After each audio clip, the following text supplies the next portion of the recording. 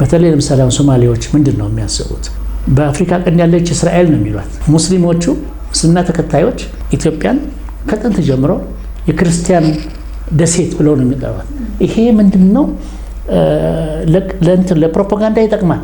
አረቦችን ይበልጥ እንትን ለማድረግ አሁን ሶማሌዎችን ይበልጥ ለምሳሌ ያኛው ሶማሌ ማለት ነው ሶማሊያን ይበልጥ እንትን ለማድረግ በዚህ መንገድ ነው የሚመጣው። ሊኮረኩር በሚችል መንገድ ነው የሚመጣው። አሁን ኢትዮጵያ የክርስቲያን ደሴት ምን የሚለው ነገር ብዙም ያለ አይመስለኝም።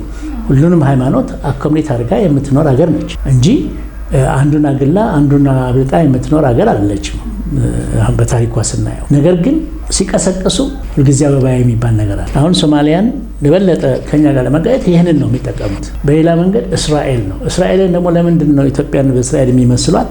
ያው አረቦች ጋር ያለው የጂኦፖለቲክሷ የግድ ነው አለች። በሚድል ኢስት ነው ያለችው አንድ እሷ ነች እንግዲህ እስልምና የሌለባት ሀገር ይሁዳ ሀገር ማለት። ስለዚህ በዛ አፍሪካ ላይ እሷ ልትሆን ነው ብለው ያስባሉ።